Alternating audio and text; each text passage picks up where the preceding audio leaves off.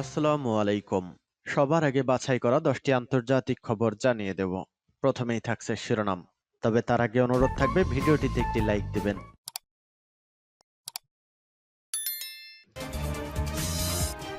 জানিয়ে দিব হাতে থাকা গুরুত্বপূর্ণ আপডেট আন্তর্জাতিক সংবাদ। প্রথমেই সংবাদ শিরোনাম।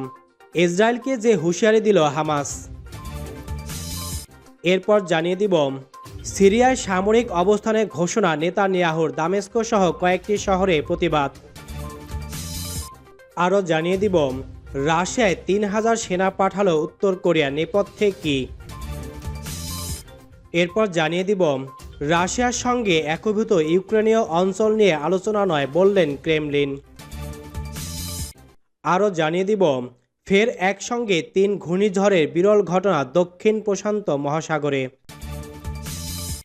এবং সর্বশেষ জানিয়ে দিব গাজা মিশর সীমান্ত থেকে সেনা প্রত্যাহার করবে না ইসরায়েল। শুনছিলেন সংবাদ শিরোনাম, এখন বিস্তারিত। তবে অনুরোধ থাকবে ভিডিওতে একটি লাইক করে দিন এবং কমেন্ট করে জানিয়ে দিন আপনার মূল্যবান মতামত। ইসরায়েলকে যে হুঁশিয়ারি দিল হামাস। ফিলিস্তিনি প্রতিরোধ গোষ্ঠী হামাস যুদ্ধবিরতি চুক্তির প্রতি পূর্ণ প্রতিশ্রুতি ব্যক্ত করেছে। তারা বলেছে, আলোচনায় বাকি ইসরায়েলি জিম্মিদের মুক্তি নিশ্চিত করার একমাত্র উপায়। আজ বৃহস্পতিবার হামাস এই ঘোষণা দিয়েছে। ইসরায়েল যুদ্ধবিরতির চুক্তি প্রথম পর্যায়ে চূড়ান্ত বন্দি বিনিময়ের অংশ হিসেবে 4 ইসরায়েলি জিম্মির মৃতদেহ হস্তান্তরের পর ইসরায়েল 642 জন ফিলিস্তিনিকে মুক্তি দিতে শুরু করেছে। হামাস এক বিবৃতিতে বলেছে, আমরা যুদ্ধবিরতির চুক্তির সমস্ত বিবরণ এবং বিধানসহ আমাদের পূর্ণ প্রতিশ্রুতি পুনর্ব্যক্ত করছি এবং চুক্তির দ্বিতীয় পর্যায়ের সাথে সম্পর্কিত আলোচনায় প্রবেশের জন্য আমরা প্রস্তুত। হামাস আরও উল্লেখ করেছে, গাজায় এখনও আটক ইসরায়েলি বন্দীদের মুক্তি দেওয়ার একমাত্র উপায় হলো যুদ্ধবিরতির চুক্তি নিয়ে আলোচনা এবং প্রতিশ্রুতি পূরণ করা।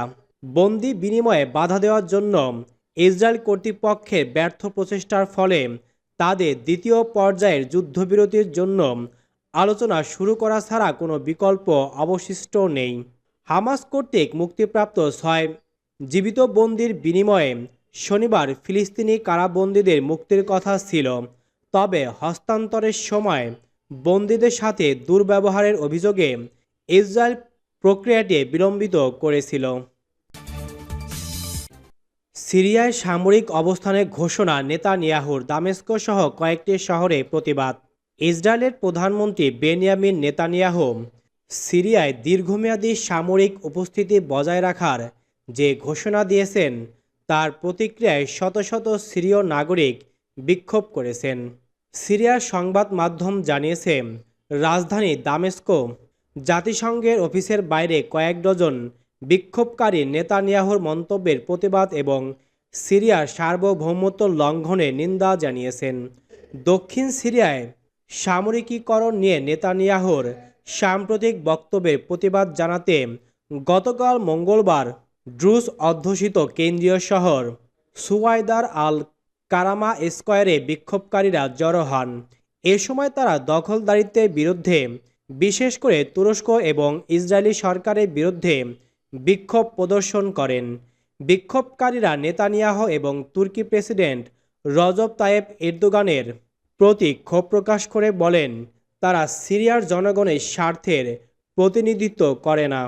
বিক্ষোভকারীরা সিরিয়ার প্রশাসনকে বিদেশি হস্তক্ষেপের বিরুদ্ধে দৃঢ় অবস্থান নেওয়ার পাশাপাশি জাতীয় সার্বভৌমত্ব সমুন্নত রাখার আহ্বান জানিয়েছেন। রাশিয়ায় 3000 সেনা পাঠালো উত্তর কোরিয়া, নেপথ্যে কি। রাশিয়া ইউক্রেনের যুদ্ধে ব্যাপক হতাহত সত্ত্বেও রাশিয়ায় উত্তর কোরিয়া আরও অতিরিক্ত সেনা মোতায়েন করেছে বলে ধারণা করা হচ্ছে। উত্তর কোরিয়ার পাঠানো এই সেনারা ইউক্রেনের বিরুদ্ধে রাশিয়ার পক্ষে সম্মুখ সারির লড়াইয়ের দায়িত্বে রয়েছে।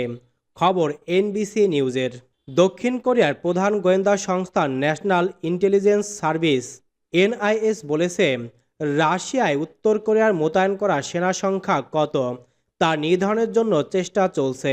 তবে বৃহস্পতিবার দক্ষিণ কোরিয়ার দৈনিক জোংগাংয়ের এক প্রতিবেদনে অজ্ঞাত সূত্রের বরাত দিয়ে বলা হয়েছে, উত্তর কোরিয়া গত জানুয়ারি থেকে জাহাজ এবং সামরিক কার্গো বিমানে করে রাশিয়ায় অন্তত ৩,০০০ অতিরিক্ত সেনা পাঠিয়েছে।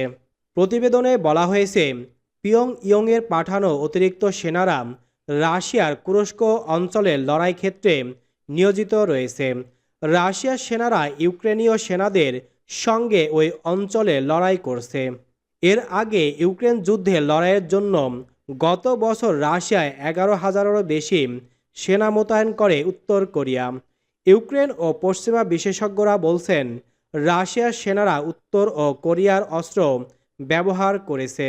যদিও উত্তর কোরিয়া ইউক্রেন যুদ্ধে রাশিয়ার পক্ষে লড়াইয়ের জন্য সেনা ও সামরিক সরঞ্জাম সরবরাহের বিষয়টি কখনোই আনুষ্ঠানিকভাবে স্বীকার করেনি। রাশিয়ার সঙ্গে একীভূত ইউক্রেনীয় অঞ্চল নিয়ে আলোচনা নয় বললেন ক্রেমলিন। ২০২২ সালে ফেব্রুয়ারিতে সামরিক অভিযানের আগে ও পরে ইউক্রেনে যে ৫ অঞ্চল রাশিয়ার সাথে একীভূত হয়েছে সেগুলো নিয়ে কোনো আলোচনা হবে না বলে জানিয়েছে ক্রেমলিন।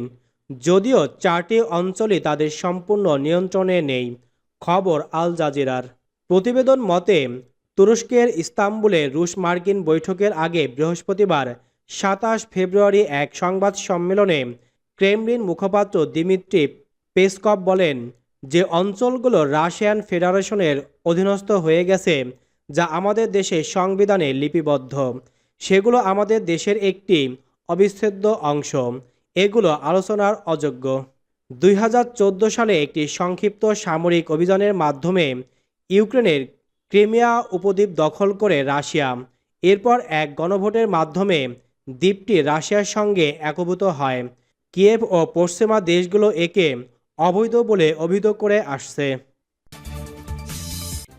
ফের একসঙ্গে ৩ ঘূর্ণিঝড়ে বিরল ঘটনা দক্ষিণ প্রশান্ত মহাসাগরে।